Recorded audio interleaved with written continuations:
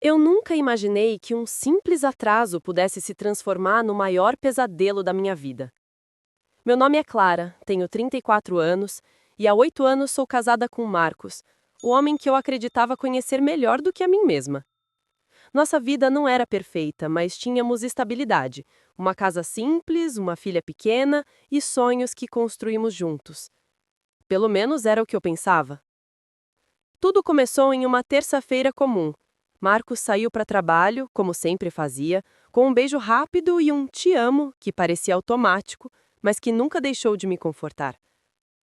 Só que naquela noite, ele não voltou. No início, não me preocupei demais. O trânsito na cidade era um caos. Às vezes ele ficava preso em reuniões. Mas quando o relógio marcou meia-noite e o celular dele só dava a caixa postal, algo dentro de mim começou a gritar que havia algo errado. Passei a madrugada inteira ligando, mandando mensagens, tentando encontrar qualquer sinal de vida. Liguei para colegas de trabalho, amigos em comum, até mesmo para a mãe dele. Ninguém sabia de nada. A cada hora que passava, meu coração se apertava ainda mais. No dia seguinte, foi a polícia registrar o desaparecimento. Lembro da expressão indiferente do policial. Senhora, ele pode ter simplesmente saído por conta própria. Adultos têm esse direito. Eu queria gritar, queria explicar que aquele não era o tipo de coisa que Marcos faria. Ele não era perfeito, mas nunca foi irresponsável, muito menos alguém que simplesmente desapareceria sem deixar rastro. As horas viraram dias. 2, 3, 4 e nada. Minha vida virou um caos. Tive que mentir para nossa filha, dizendo que o pai estava numa viagem de trabalho. Como eu poderia explicar para uma criança de 6 anos que o homem que sempre a levava para a escola simplesmente havia sumido? Foi então, no quinto dia, que algo inesperado aconteceu. Ao chegar do mercado, encontrei um envelope empurrado por debaixo da porta. Não tinha remetente, apenas meu nome escrito em letras apressadas. Minhas mãos tremiam quando abri. Dentro havia apenas uma foto. Era Marcos. Ele estava num restaurante, sorrindo, mas não estava sozinho. Ao lado dele, uma mulher que eu nunca tinha visto. Eles estavam de mãos dadas, olhando um para o outro de um jeito que ele já não me olhava há anos. Naquele instante, meu coração despedaçou. O medo que me consumia deu lugar a uma dor cortante, misturada com raiva e indignação. Ele não estava desaparecido. Ele tinha escolhido estar longe. Escolheu outra vida, outra companhia, e me deixou com a nossa filha e com um vazio impossível de preencher. Mas o pior ainda estava por vir. Aquela foto era apenas o começo de uma verdade que eu jamais poderia imaginar. Eu fiquei parada, olhando para aquela foto como se ela fosse um pesadelo do qual eu não conseguia acordar. O ar parecia faltar, minhas mãos suavam, e a única coisa que eu conseguia pensar era: por quê? Depois de tudo que passamos, depois de tantos anos juntos, depois de uma filha que dependia dele, como Marcos pode simplesmente desaparecer da nossa vida para viver outra? Passei a noite inteira em claro, encarando aquela imagem. O rosto dele estampava felicidade, uma felicidade que eu já não via quando ele estava ao meu lado. A cada vez que fechava os olhos, o sorriso daquela mulher desconhecida me perseguia. Quem era ela? Como conheceu? E, principalmente, por que ele me deixou assim, sem nenhuma explicação? No dia seguinte, resolvi investigar. Se ele queria brincar com a minha sanidade, eu não ia me entregar facilmente. Comecei ligando novamente para o trabalho dele, mas dessa vez fiz diferente. Pedi para falar com a recepcionista e disse que era sobre um contrato urgente. A moça, sem perceber meu desespero, me disse que Marcos estava de licença há alguns dias e que não havia previsão para voltar. Era como se um soco tivesse acertado o meu estômago. Ele já havia planejado aquilo. A viagem não era uma fuga repentina, era algo arquitetado. Ele tirou licença do trabalho, organizou tudo e eu era a única que não sabia. A cada detalhe que eu descobria, mais a raiva crescia dentro de mim. Então, decidi seguir uma pista: a foto. No canto inferior direito, Havia um logotipo quase apagado de um restaurante que eu não conhecia.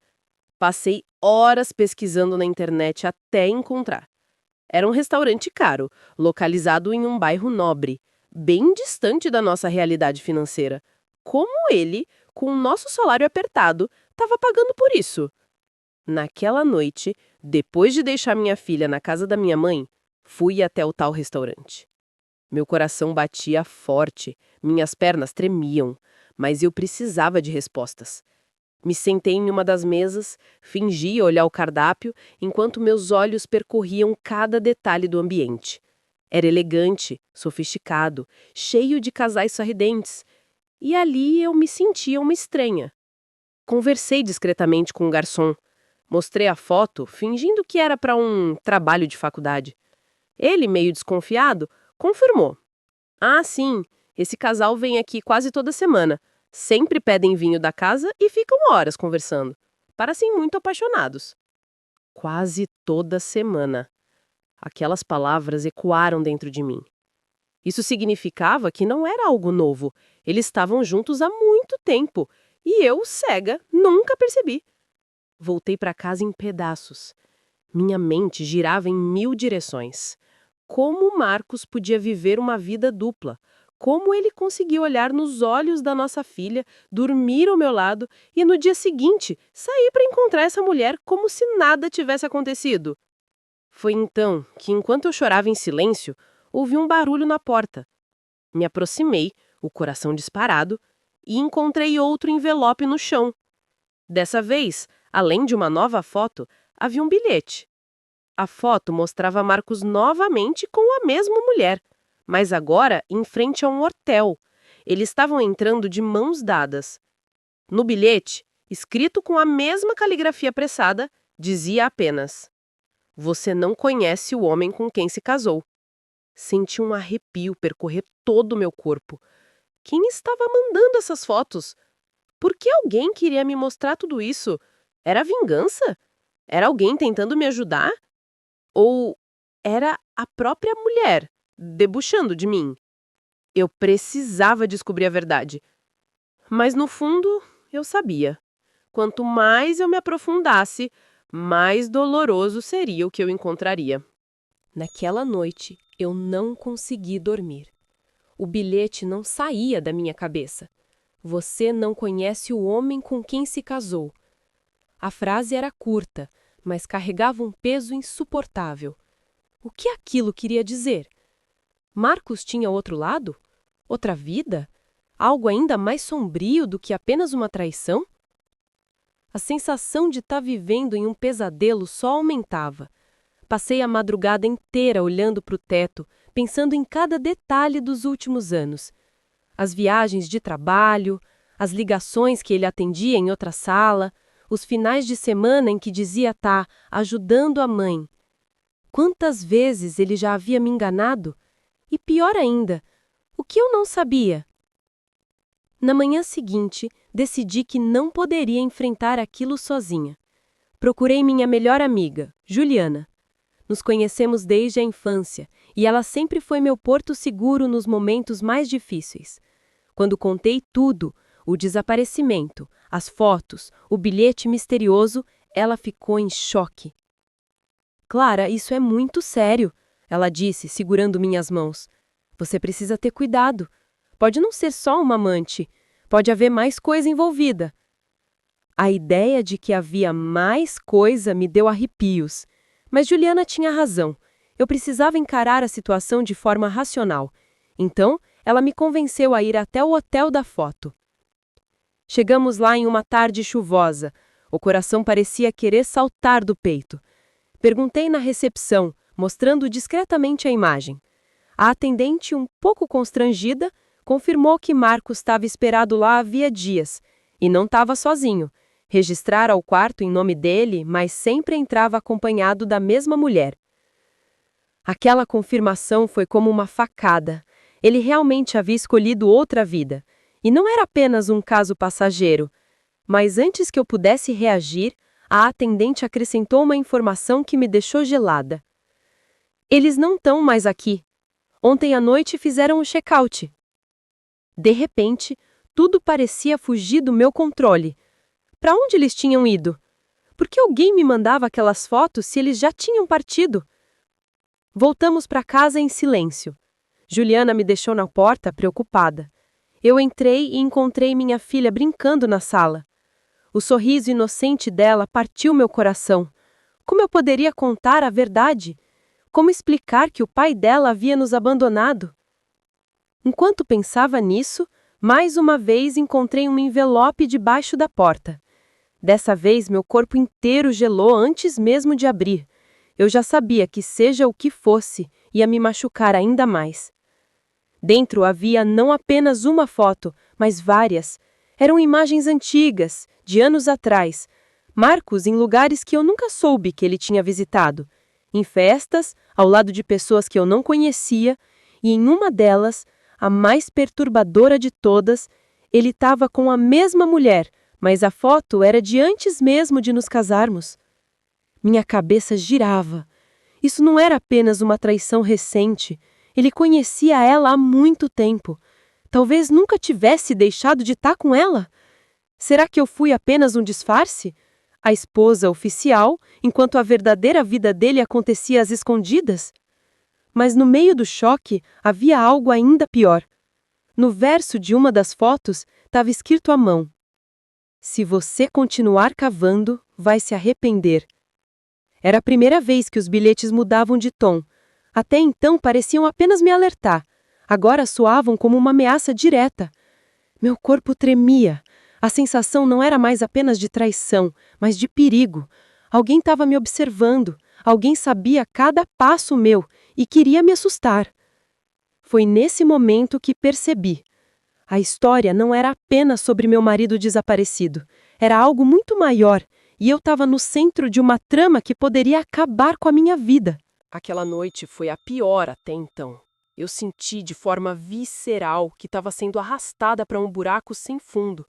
As fotos, os bilhetes, as mensagens implícitas, tudo apontava que alguém queria que eu soubesse, mas nem por isso me deixavam entender. Em vez de respostas, vinham mais enigmas, e a cada nova peça que aparecia, eu me afundava mais em desconfiança e medo. No dia seguinte, decidi tomar atitudes mais concretas. Não podia continuar apenas reagindo aos envelopes. Precisava de provas. Precisava entender o que havia por trás daquela vida dupla. Levei tudo: as fotos, os bilhetes, as datas anotadas, para um detetive particular que uma conhecida havia recomendado anos atrás. Ele me recebeu com profissionalismo frio, ouviu meu relato e pediu calma. "Vou ver o que encontro e vou te ligar quando tiver algo", disse, anotando um número que eu não conhecia. Saí do escritório do detetive com um misto de esperança e angústia. Enquanto caminhava para casa, passei pela nossa agência bancária. Resolvi entrar por impulso. Talvez, se houvesse algo financeiro estranho, pegaria algum indício ali.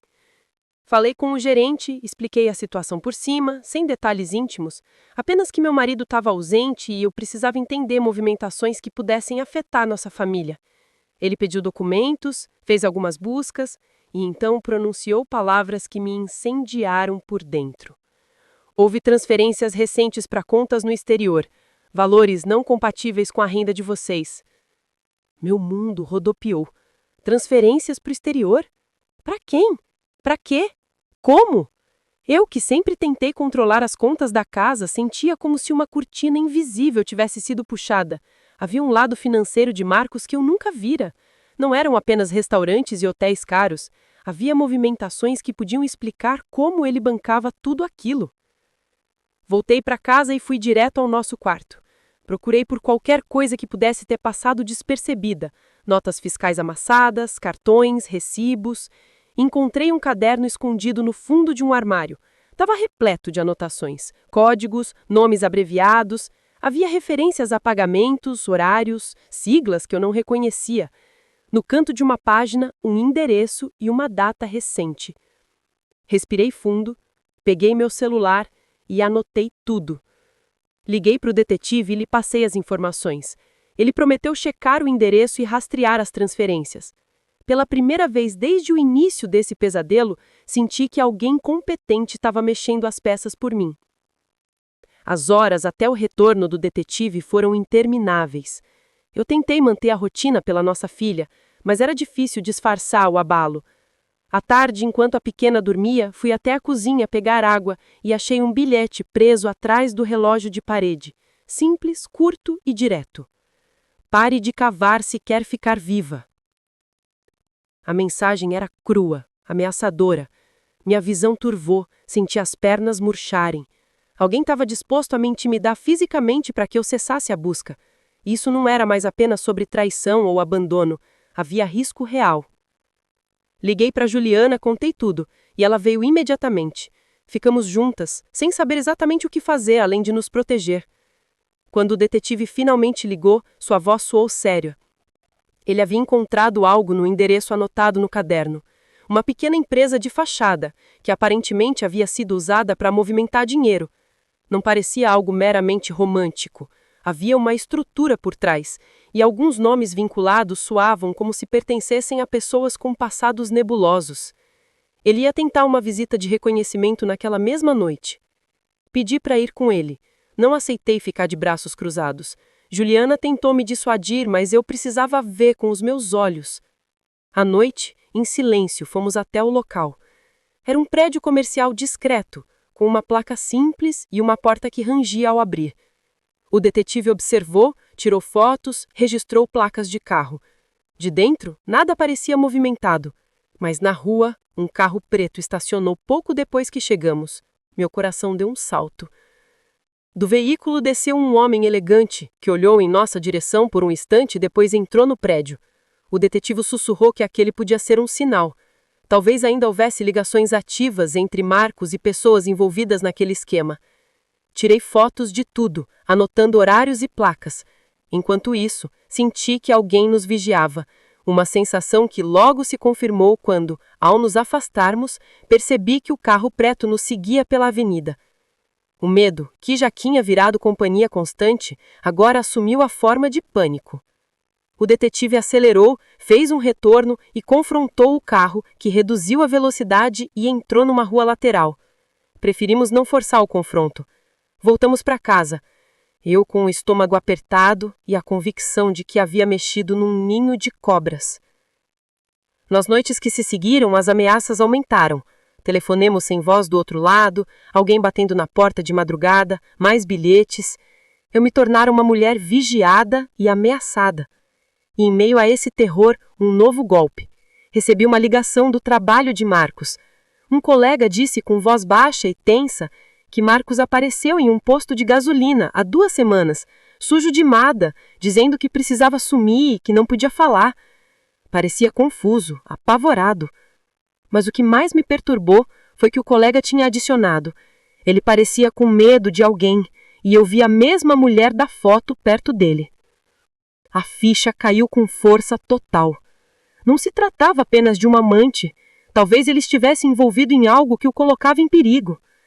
E se ele realmente tivesse fugindo por medo, ou se tivesse sido forçado a fugir, isso explicava o silêncio e algumas das transferências. Mas então por que as ameaças contra mim? Por que me intimidar se ele precisava de ajuda? Naquele mesmo dia, encontrei uma última coisa que me deixou sem chão. No bolso de um casaco de Marcos havia uma caixa pequena, metálica, com um símbolo gravado que eu não reconhecia, mas que ao pesquisar na internet descobri pertencer a um grupo que, há tempos, circulava rumores de envolvimento com negócios ilegais e soluções para problemas. A caixa estava vazia, mas o símbolo era suficiente para me convencer de que eu havia cruzado uma linha perigosa. Eu estava diante de 2 possibilidades aterradoras. Ou meu marido era parte de algo muito maior e perigoso do que eu jamais suspeitara, ou alguém estava montando uma encenação tão elaborada que tudo parecia real para me derrubar emocionalmente. Em ambas as hipóteses, a sensação era a mesma. Eu podia perder tudo, minha família, minha segurança, até a vida.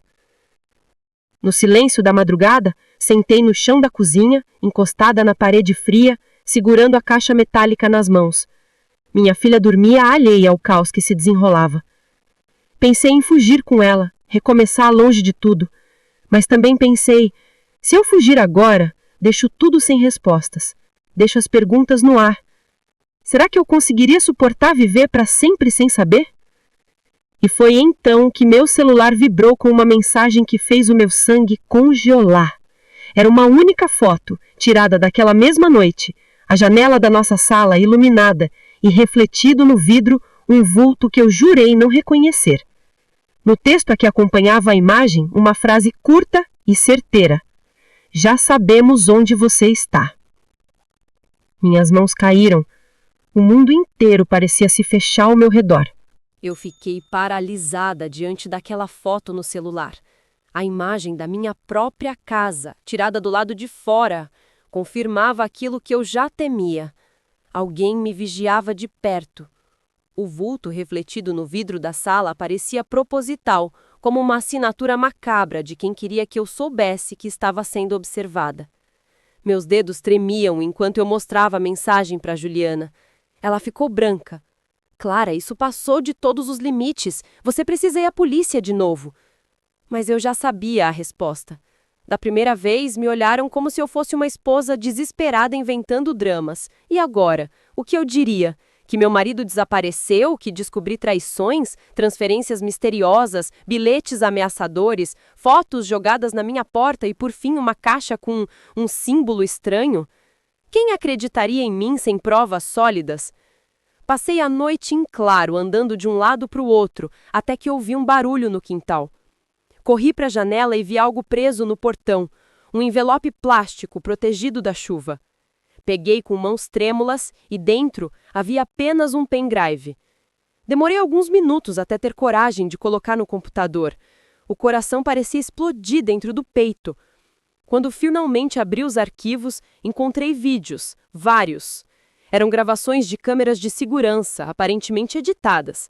Em todas elas, Marcos aparecia, às vezes sozinho, outras vezes com a mulher misteriosa, mas havia algo ainda mais perturbador. Em alguns vídeos, ele parecia tenso, falando ao celular, andando de um lado para o outro, e em outros, estava em locais que eu reconheci imediatamente. A nossa própria casa, o quarto da nossa filha, o quintal. Ele estava sendo filmado, assim como eu agora estava sendo. A pergunta martelava na minha cabeça: quem estava por trás disso? No meio dos arquivos, um vídeo me fez gelar até os ossos. Mostrava Marcos sentado numa sala escura, olhando fixamente para a câmera. Ele parecia abatido, com olheiras profundas e barba por fazer. Depois de alguns segundos de silêncio, ele disse: Clara, se você recebeu isso, é porque eu não consegui escapar. Não confie em ninguém, nem mesmo em mim. A tela ficou preta. Eu apertei replay incontáveis vezes, tentando encontrar algo nas entrelinhas. Não era só um desabafo, parecia uma confissão, um pedido de alerta, como se ele soubesse que eu seria a próxima a cair na mesma armadilha. Foi então que ouvi passos no corredor. Meu corpo inteiro congelou. Juliana estava dormindo no sofá e minha filha no quarto. Segurei o mouse com força, fechei o vídeo e caminhei devagar até a sala. Não havia ninguém, o corredor estava vazio, mas na porta da frente um detalhe fez a minha pele arrepiar. A chave ainda estava girando sozinha na fechadura, como se alguém tivesse acabado de tentar abrir. Corri, tranquei tudo com correntes e cadeados e passei o resto da madrugada acordada, vigiando cada canto da casa. De manhã, levei o pendrive ao detetive. Ele analisou rapidamente e disse que os vídeos pareciam ter sido gravados em locais diferentes, mas sempre com câmeras de vigilância particulares, como se alguém tivesse acesso a vários sistemas privados. Isso exigia organização, recursos e poder. Não era obra de um amante ou de uma pessoa comum. Clara, isso é maior do que você imagina, ele disse, sério. Se Marcos realmente estava envolvido, ou se foi arrastado para isso, significa que você também está na mira. Precisa decidir agora se vai até o fim ou se vai desaparecer antes que seja tarde demais. Voltei para casa em choque. Naquele momento eu já não sabia mais se queria descobrir a verdade ou só proteger minha filha e sumir de vez. Mas antes que pudesse decidir, meu celular vibrou novamente. Era uma nova mensagem, sem número identificado. O texto dizia: se você quer respostas, venha sozinha ao endereço que estava no caderno, hoje, às 22 horas. É sua única chance. Meu corpo inteiro tremeu. Era claramente uma armadilha, mas ao mesmo tempo poderia ser a única oportunidade de descobrir se Marcos estava ainda vivo e o que realmente estava acontecendo. Passei o dia inteiro dividida entre o medo e a necessidade de saber a verdade. Olhava para minha filha brincando inocente e me perguntava: se eu for, eu estarei colocando tudo a perder, mas se não for, talvez nunca descubra por que meu marido desapareceu e o que ele tentou me dizer naquele vídeo. Às 21h30, me olhei no espelho. O rosto pálido, os olhos vermelhos, as mãos trêmulas. Peguei o caderno, escondi o pendrive no bolso e saí de casa em silêncio, sem contar para ninguém. A cada passo que eu dava em direção àquele endereço, uma parte de mim gritava que eu não deveria estar ali, mas estava tarde para voltar atrás. Quando virei a quina e vi o prédio abandonado à minha frente, iluminado apenas por um poste quebrado que piscava, tive a certeza que aquela noite mudaria a minha vida para sempre. Depois da confissão de Marcos, depois de tantas mentiras e de toda a dor que ele causou, eu pensei que nada mais pudesse me surpreender. Mas eu estava enganada. Nos dias seguintes, mesmo com ele de volta em casa, a distância entre nós era insuportável. Marcos tentava agir como se pudesse recuperar a normalidade, mas eu não conseguia olhar para ele sem sentir repulsa. Eu precisava entender por que ele tinha feito tudo aquilo. Não era apenas sobre a traição. Era sobre os 5 dias em que ele escolheu desaparecer da vida da filha e da esposa, sem sequer se importar com o que estávamos passando. Foi em uma noite silenciosa que encontrei a resposta. Marcos estava no banho e eu decidi mexer no celular dele. Eu sabia que era errado, mas já não existia confiança para me impedir. E então, eu vi. Não era apenas um caso de infidelidade. Havia mensagens, dezenas delas, trocadas entre ele e aquela mulher. Conversas sobre viagens, sobre dinheiro, sobre um futuro juntos. Mas uma em especial fez meu estômago gelar. Preciso resolver tudo com Clara logo. Ela não pode descobrir sobre a conta. Se isso vier à tona, perco tudo. Conta? Que conta? Meu coração disparou. Continuei procurando até encontrar o que parecia um extrato bancário em PDF. Uma quantia enorme em uma conta no nome dele. Dinheiro que eu jamais imaginei que tivéssemos. E, pelo que entendi, aquele dinheiro era fruto de negócios que Marcos nunca mencionou. Naquele instante, tudo fez sentido. Ele não estava apenas me traindo. Ele estava construindo uma vida paralela. Usava nosso casamento como fachada, enquanto por baixo escondia segredos que poderiam nos destruir. Quando ele saiu do banho, enfrentei-o. Pela primeira vez, sem chorar, sem suplicar.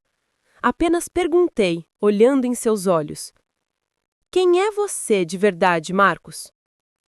Ele congelou. Não havia desculpa que pudesse apagar o que vi. Finalmente admitiu que estava em um relacionamento com aquela mulher há meses, que havia movimentado dinheiro para investir numa nova vida com ela e que sim, pensou em me abandonar de vez. Naquele momento, algo dentro de mim morreu. A Clara ingênua que acreditava no amor eterno, que aceitava desculpas e que chorava noites inteiras, ela não existia mais.